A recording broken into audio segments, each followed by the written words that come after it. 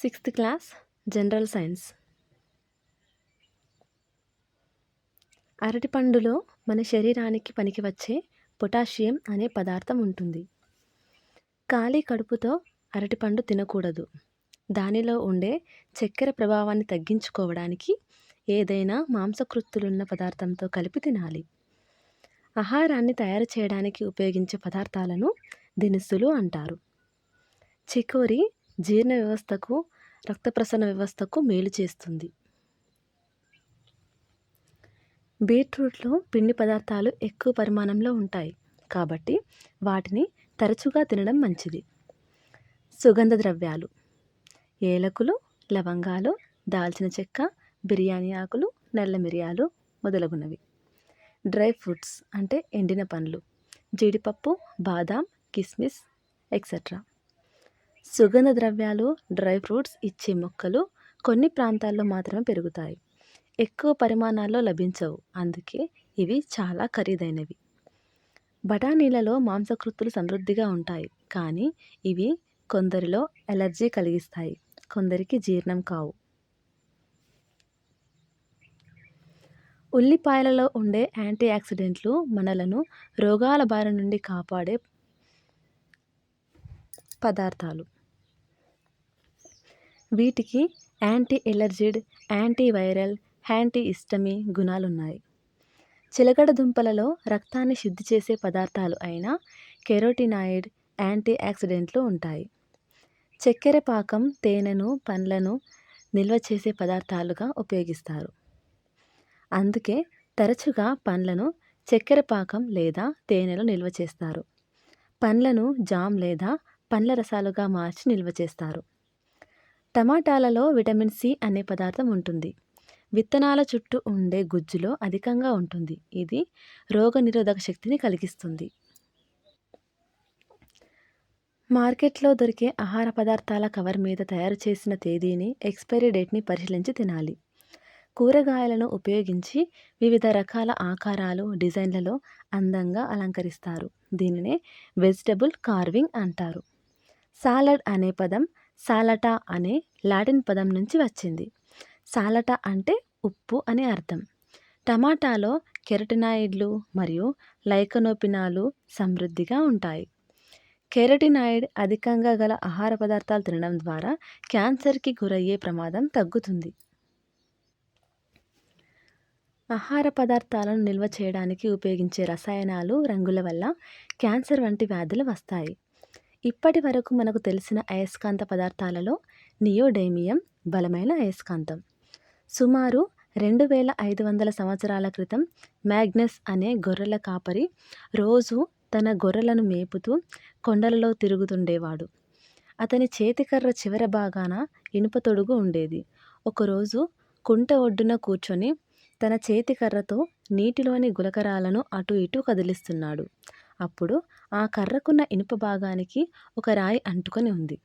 ఆ రాయి సహజ అయస్కాంతం. ఇటువంటి రాళ్లను లోడ్ స్టోన్స్ అంటారు.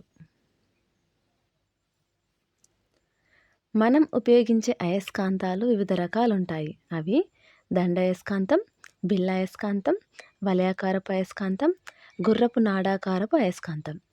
ఇక్కడ నేను సింపుల్గా పిక్స్ డ్రా చేస్తాను, చూడండి.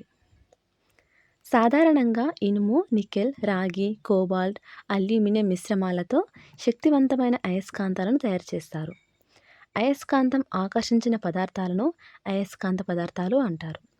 అయస్కాంతం ఆకర్షించని పదార్థాలను అనయస్కాంత పదార్థాలు అంటారు. పూర్వం శత్రువుల నౌకల నుంచి శీలను తొలగించి నౌకలను ముంచివేయడానికి లోడ్ స్టోన్ అయస్కాంతాలను ఉపయోగించేవారు. ఆకర్షించే లక్షణం అయస్కాంతం అంతటా ఒకే విధంగా ఉండదు. దాని 2 కొనలలో ఎక్కువగా ఉంటుంది. ఈ 2 కొనలలో అయస్కాంతపు 2 ధృవాలు ఉంటాయి. ఒక ఉక్కు కడ్డి చుట్టిన తీగ చుట్టను ఉపయోగించి విద్యుత్ అయస్కాంతాన్ని తయారు చేస్తారు.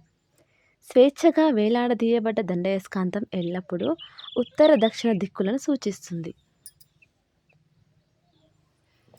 అయస్కాంతం మాత్రమే ఇలా ఉత్తర దక్షిణ దిక్కుల్ని సూచిస్తుంది. ఈ ధర్మాన్ని అయస్కాంత దిశా ధర్మం అంటారు. ఈ ధర్మం ఆధారంగానే అయస్కాంత దిక్సూచిని తయారు చేస్తారు. ఈ దిక్సూచిలను ఎక్కువగా ఓడలలోనూ, విమానాలలోనూ, పర్వతారోహకులు, మిలిటరీ జవాన్లు విరివిగా ఉపయోగిస్తారు.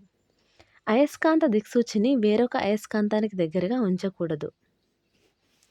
అలా ఉంచితే డైరెక్షన్ చేంజ్ అవుతుంది. జంతువుల కడుపులో పేరుకుపోయిన ఇనుప తీగలు, మేకులు తొలగించడానికి అయస్కాంత పరికరాలను ఉపయోగిస్తారు. సజాతి ధృవాలు వికర్షించుకుంటాయి. విజాతి ధృవాలు ఆకర్షించుకుంటాయి. సాధారణ అయస్కాంతాలను ఇనుము లేదా ఉక్కుతో తయారు చేస్తారు. ఒక వస్తువును దండయస్కాంతం ఒక ధ్రువం ఆకర్షించి రెండో ధ్రువం వికర్షించినట్లయితే ఆ వస్తువు అయస్కాంతం అని చెప్పవచ్చు. ఒక వస్తువును దండయస్కాంతం రెండు ధ్రువాలు ఆకర్షించినట్లయితే ఆ వస్తువు అయస్కాంత పదార్థంతో తయారైందని చెప్పవచ్చు.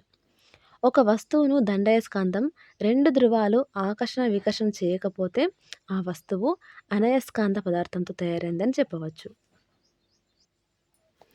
ఒక ఇనుప మేకుని తీసుకొని దండయస్కాంతపు ఒక ధ్రువాన్ని మేకు ఒక కొన వద్ద ఆనించి రెండో కొన వద్ద వరకు రుద్దాలి.